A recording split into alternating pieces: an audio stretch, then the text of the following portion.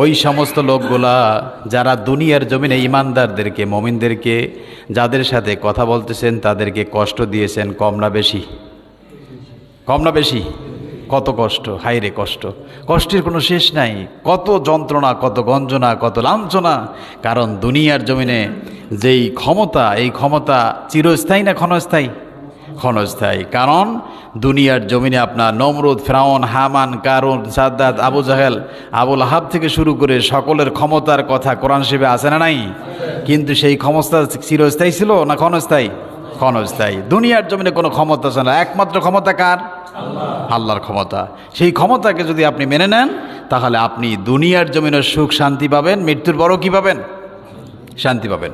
আমার বন্ধুগণ, এই যাদের সাথে কথোপকথন হলো, জাহান্নামী যাওয়ার কারণ হলো তারা দুনিয়ার জমিনে বিদ্রোহী করেছেন, জান্নাতীদেরকে কষ্ট দিয়েছেন, মুমিনদেরকে কষ্ট দিয়েছেন, নামাজীদেরকে কষ্ট দিয়েছেন, দিনদারীদেরকে কষ্ট দিয়েছেন, মসজিদের ভিতরে নামাজ পড়ার ভিতরে বিঘ্ন ঘটিয়েছেন। কথা বলেন ঠিক কিনা?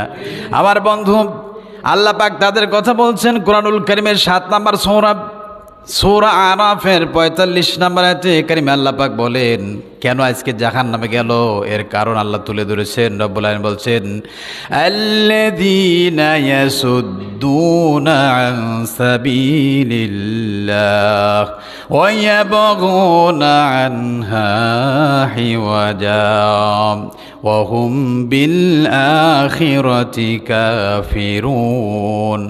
রব্বুল আলামিন বলছেন, এই জাহান্নামীরা আল্লাযীনা ইয়াসুদ্দুনা আন সাবিলিল্লাহ, তারা দুনিয়ার জমিনে, জাহান্নামীরা দুনিয়ার জমিনে বসে মানুষদেরকে আল্লাহর পথে বাধা দিতেন। সাবিলিল্লাহ, আল্লাহর পথে বাধা দিতেন।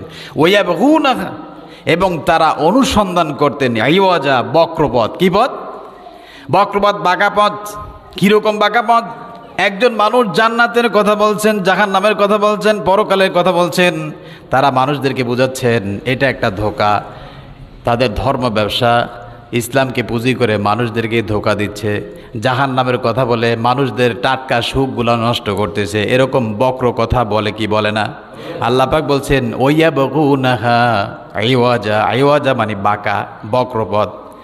তারা বক্রপথ, বাঁকা পথ তালাশ করে মানুষদেরকে এভাবে করে ধোঁকা দিয়ে, প্রতারণা দিয়ে জাহান্নামে নিয়ে গেছেন। আর কি করেছেন? আল্লাহ পাক বলেন ওয়া হুম বিল আখিরাতি কাফিরুন, তারা পরকালের প্রতি বিশ্বাস স্থাপন করে নাই। জোরে বলি নাউজুবিল্লাহ। যাদের পরকালের প্রতি বিশ্বাস নাই তাদের ঈমান নাই। কথা বলেন ঠিক কিনা? যাদের আল্লাহর ভয় আছে সেই লোকটা কখনো দুনিয়ার জমিনে প্রতারণা, ধোঁকাবাজি, ছলচাতুরি করতে পারে না।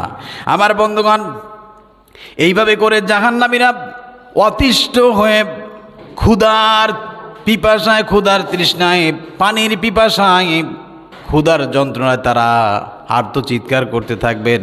আর যেই লোক